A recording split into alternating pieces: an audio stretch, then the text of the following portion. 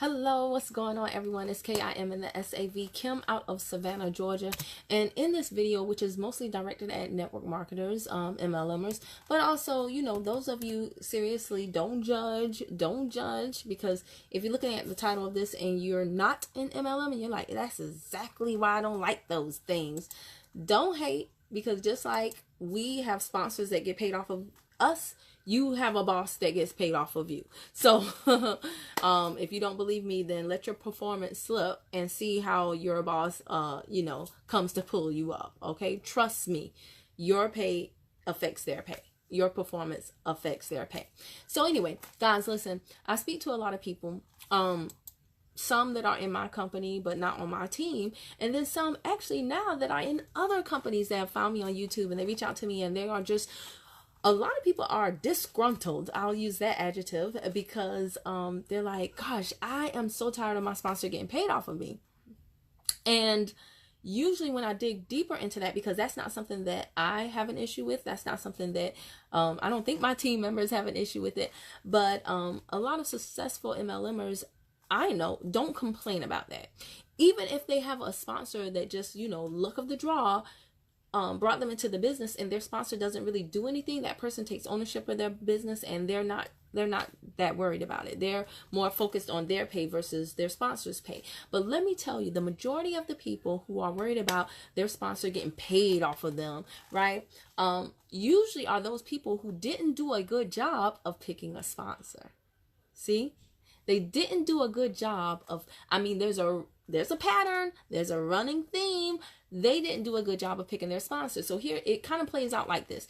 Either the person joined some big leader that they found on Instagram or YouTube or something like that, and they got so enamored with that person's lifestyle, with, they promised they're going to help me build the business, but they never even spoke to that person directly, many of them, and they will join this big leader, and then in their mind, that leader is going to be like, every time they call, they're going to be picking up the phone and talking to the leader, not the leader's assistant. And, they're starting their business, especially if this is their first time at MLM, they're starting their business maybe by talking to people locally around them. And they're thinking that leader is going to tell them what to say. They're not realizing that leader, who has like tens of thousands of people on their team, they're past that grassroots phase of building their business. So in order for the majority, not all, but for the majority of people to get these big leaders' attention, you got to produce enough volume in the back office to create a bump in their check, so that they go, hey, who's that person? They didn't get to be big leaders by calling every single person on their team and being like, you good, need anything, I'm here if you need me. No. And so the majority of people never, ever, ever even reach out to the person beforehand. They just one day have an entrepreneurial seizure and they decide they're going to join this big leader because they really think they're going to be hanging with them, okay, if they join their team. It doesn't work like that for the majority of big leaders. Now, the second group of people who are mad, they didn't do their research with their sponsor, and usually these are the favor people, or the first come, first serve people. I call them the buffet recruits, okay? So the favor people, those people. Those are people that basically, like, they join businesses for their mama, their sister, their brother, their soror, their whoever asked them to join, they join to help them out, right? And then later on, when they see, oh, wait a minute, this is actually a legitimate opportunity, I could really make some money here. Now they want their sponsor to take this thing seriously, when their sponsor, all they know how to do is emotionally blackmail people using their personal ties to get into the business. They don't know how to actually build the business. They just know how to teach you the wrong way to recruit. So now they're mad at their sponsor because they want to build. Their sponsor really can't build, right? And now they have an issue because they're like, I don't want to do this because then she's going to get paid and she's not even helping me. Well, that's your fault. Okay, favor friend. That's your fault, favor friend. Now, the other person is the first come, first serve person, the buffet recruit. And basically, they have this obligation. There are so many people like this, and it's really sad because I think they're coming from I know they're trying to come from a good place. Like, my word is my bond. But You have to be careful. Yes, your word should be your bond. And as such, you've got to be careful not to give your word too freely to people. You know what I'm saying? Okay, you promising somebody, hey, if I join the business, if I ever join the business, I promise I'll join with you because you told me first. That's so crazy. That's just like saying, like, on your first date, hey, listen, I promise if I ever want to have sex before marriage, I'll have sex with you because you were my first date. Sounds crazy, right? Well, that's exactly how crazy it is with business, probably more so with business. And I know you're thinking that's a crazy analogy. It is, but it really doesn't. One thing does not have anything to do with the other, is my point. One thing does not have anything to do with the other. So the buffet recruit, same thing. They usually join the person who, I gave them my word, which you should never do. You should never give anybody your word if you don't understand what the full implications of giving them your word entails. Okay?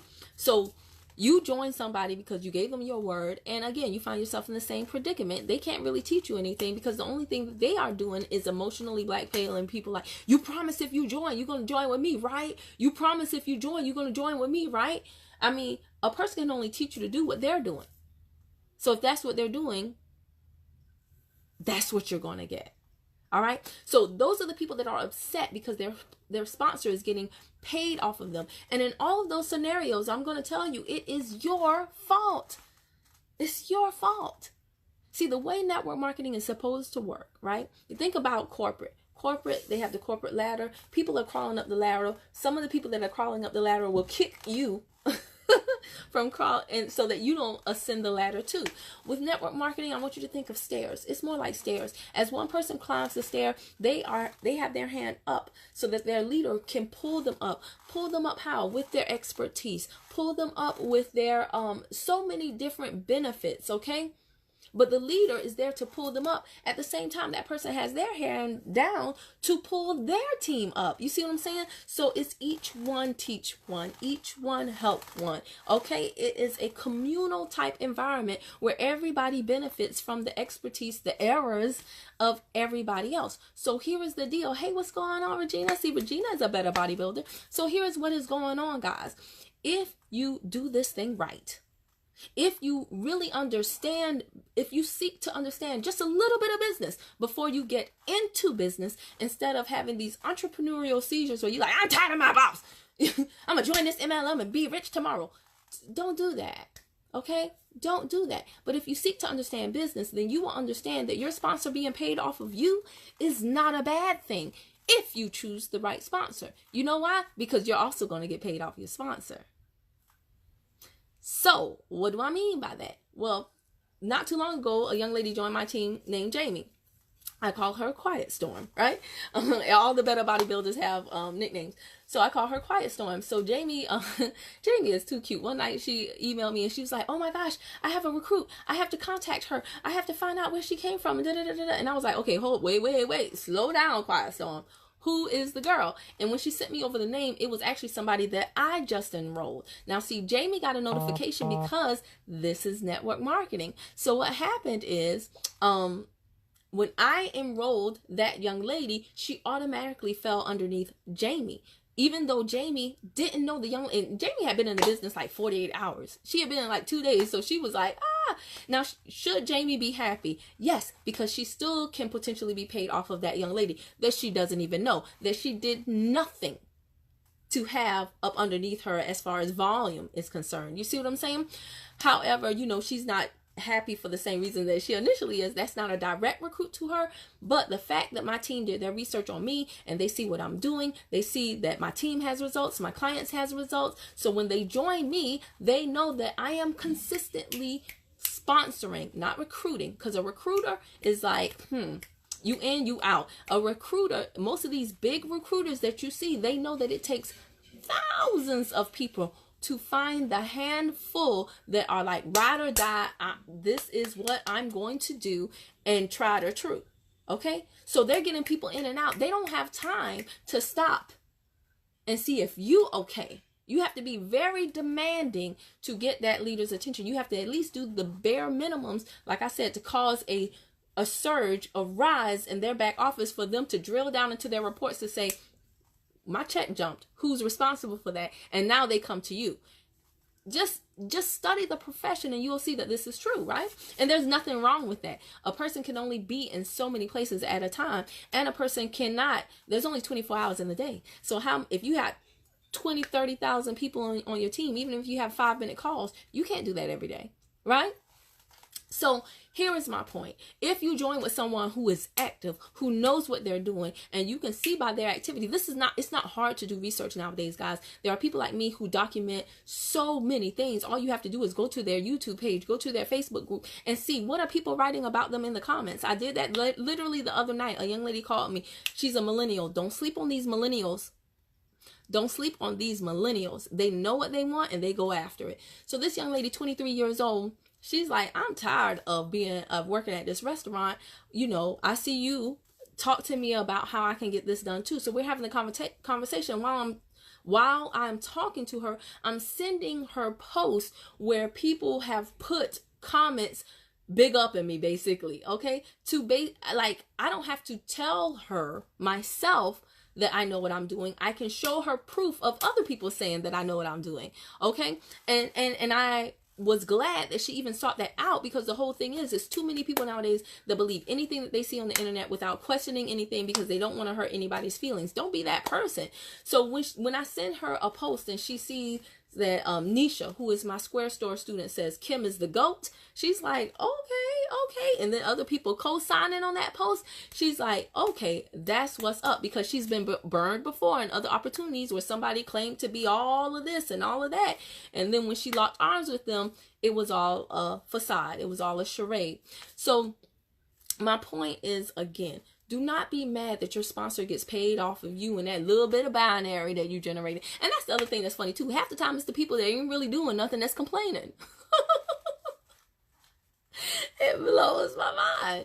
But don't be mad that your sponsor is paid off of you, because if you did your due diligence and you chose a sponsor who's rocking and rolling, right? They're grooving and moving, then you're also getting paid off of that sponsor, because people should be following underneath you and your organization that you don't know, because your sponsor is active and they know what they're doing and they're practicing attraction marketing. So you are getting a whole bunch of people that you otherwise would not have access to if you hadn't joined that sponsor. It's a symbiotic relationship, guys. It's not a parasitic one when you do it right. But it all starts with you. And this is the one place, guys, where you get to choose your sponsor. You don't come into a company and they just assign you, at least not over here, but you have the choice. If they do assign you a sponsor, it's because you didn't actively seek one out. But this is the one place where you can choose your sponsor, just like you can choose your spouse. So, you know, if you marry a lazy woman and she's horrible, and whose fault is that? Don't complain about your wife because you chose her. You asked for her hand in marriage. Likewise, don't complain about your sponsor because you picked that person. Most of the times, without y'all looking at their without you looking at their track record, without you looking at, you know, any evidence of their success, or even asking to speak to someone on their team. I actually interview the Better Bodybuilders, and I throw the videos up on YouTube, and it's not all like, they're not all singing my praises. Sometimes in the interviews, they like, ooh, I was so mad at you, Kim, when XYZ thing. And it's funny to me. It's funny to both of us now, because that's just a part of the process. When you are working with somebody and you're building your business, you're going to go through some ups and downs, some highs and lows, and there's going to be some things that your sponsor is going to tell you that you won't like. It won't make sense to you. And if it did, and that's perfect, because if it did make sense to you, if you already knew that, then chances are you wouldn't be in the position that you're in right now. Your sponsor is going to tell you some things that are completely counterintuitive to what you think it should be. But that is the whole point of choosing a correct sponsor, because they can see things that you can't see. They've been places where you have yet to go. So it's just like when your parents tell you certain things and you're like, that don't make any sense. That don't make any sense. You know, you don't want me to stay out late at night at the party, and then, you know, the party gets shot up, and now you're like, oh, now I see why my parent didn't want me. I see why they want me to be home by a certain time. Hey, baby. Hello.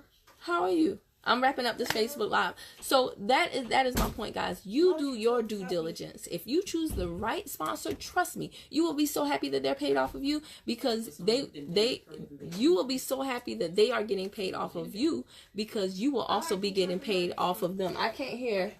Because you will also be getting paid off of them. It's a symbiotic relationship, not a parasitic one. Not when it's done correctly. This is a profession. Guys, please be professional in who you attach yourself to and how you go about choosing an opportunity that is right for you. And then you won't be mad at something that you really have no right to be mad about.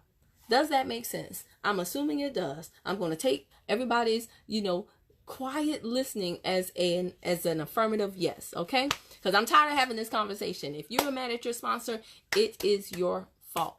The majority of people that are mad at their sponsor, every single time I get to the nitty-gritty of how they selected that person, it's usually some superficial, artificial means. They liked, the designer, name brand, lifestyle. They were wooed by the lifestyle or whatever they saw on social media, or they didn't know the person and they were just doing something out of an obligation. That's not how real business people do business. Okay? Just so that you know. All right? So I hope this helped someone. If it is you, then great. Leave a comment below. Let me know what you think about this video. If you know someone who needs to hear this, share the video with them. I'll be the bad guy. I'll take the hits for you. You don't have to tell them. But yeah, definitely share it with somebody you know. And if you're on YouTube and this is your first time watching me, hit that red subscribe button and also the bell to the right, ding dong, so every time you upload a new video, every time I upload a new video, you'll be the first to know. All right, see y'all in the next one. Bye. Hey, Regina.